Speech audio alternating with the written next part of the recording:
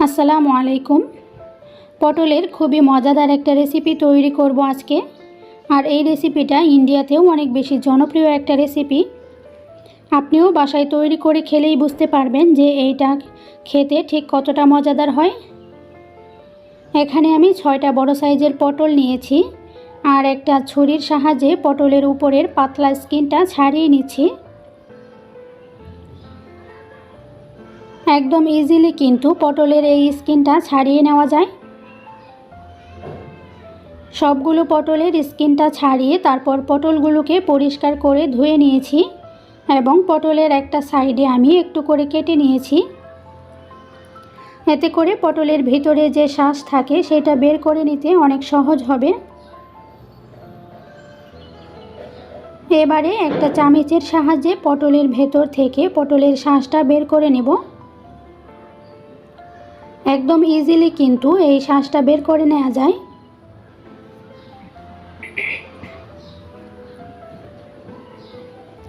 তো দেখতে পাচ্ছেন পটলের ভেতরে থাকা সম্পূর্ণ শাঁসটাই কিন্তু আমি বের করে নিয়েছি। আর একইভাবে সবগুলো পটলের শাঁস বের করে নেব।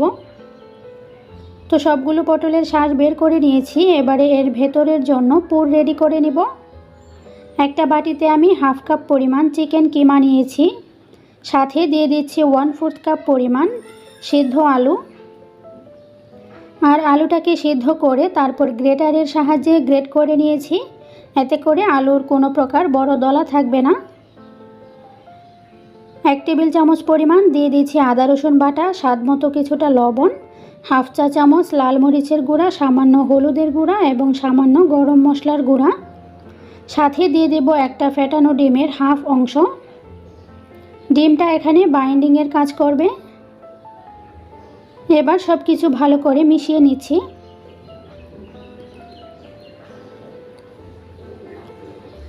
ভালো মতো সব কিছু মেশানো হয়ে গিয়েছে। এই পর্যায়ে চামচ দিয়ে পটলের ভেতরে চিকেনের পুরটা দিয়ে দিচ্ছি। খুব সহজেই কিন্তু পটলের ভিতরে চিকেনের পুরটা দিয়ে দেওয়া যাচ্ছে। তো একইভাবে সবগুলো পটলের ভেতরে আমি চিকেনের পুর দিয়ে দেব। আর এই তো পটলের ভেতরে কিন্তু পুর ভরা হয়ে গিয়েছে। এই পর্যায়ে চলে যাচ্ছি মূল রান্নায়। চুলায় একটা প্যান বসিয়ে তাতে দিয়ে দিচ্ছি পরিমাণ মতো সয়াবিন তেল। তেল গরম হয়ে গেলে দিয়ে দিচ্ছি সামান্য পরিমাণ হলুদ এবং লবণ দিয়ে পটলগুলোকে ভেজে নেব। এতে করে তেলটা ছিটকে আসবে না এবং পটলের মধ্যেও খুব সুন্দর একটা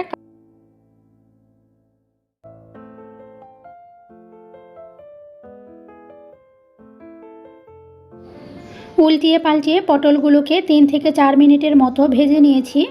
এবারে পটলগুলোকে উঠিয়ে নিচ্ছি আর একই তেলের মধ্যে দিয়ে দিচ্ছি মাঝারি সাইজের একটা পেঁয়াজ কুচি এবং 2টা কাঁচামরিচ মাঝখান থেকে ফালি করে দিয়েছি। পেঁয়াজটাকে হালকা একটু ভেজে নিয়ে এর মধ্যে দিয়ে দেব 1 টেবিল চামচ পরিমাণ আদা রসুন বাটা। আদা রসুনটাকেও তেলের সাথে হালকা একটু ভেজে নিচ্ছি। সামান্য পানি দিয়ে দিচ্ছি যাতে পেঁয়াজটা পুড়ে না যায়।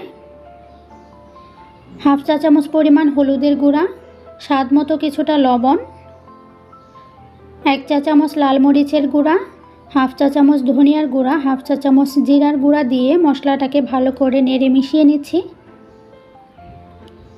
মেশানো হয়ে গেলে এর মধ্যে দিয়ে দিচ্ছি 1/4 কাপ পরিমাণ টক দই। টক দই দিয়ে মশলার সাথে ভালো করে নেড়ে মিশিয়ে নিচ্ছি। মেশানো হয়ে গেলে এটাকে ঢাকনা দিয়ে ঢেকে আমি 4 থেকে 5 মিনিটের মতো কষিয়ে নিব। তো প্রায় 5 মিনিটের মতো মশলাটাকে কষিয়ে নিয়েছি। মশলা কষানো হয়ে গেলে এবার এর মধ্যে দিয়ে দেব আগে থেকে ভেজে রাখা পটলগুলো দিয়ে নেড়েচেড়ে মশলার সাথে ভালো করে মিশিয়ে তারপর এটাকে ঢাকনা দিয়ে ঢেকে কষিয়ে নেব 4 থেকে 5 মিনিটের মতো।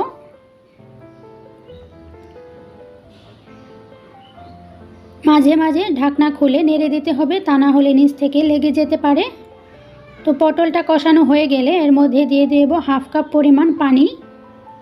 আর এই হাফ কাপ পানিতেই কিন্তু পটলগুলো খুব সুন্দরভাবে সিদ্ধ হয়ে যাবে এবং গ্রেভিটাও একদম পারফেক্ট থাকবে।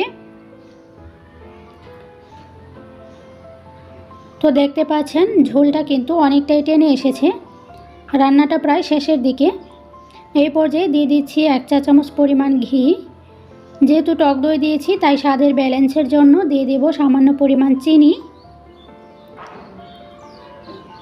কিছুটা পেঁয়াজের বেরেস্তা দিয়ে এটাকে ঢাকনা দিয়ে ঢেকে দমে বসিয়ে রাখবো প্রায় 5 মিনিটের মতো।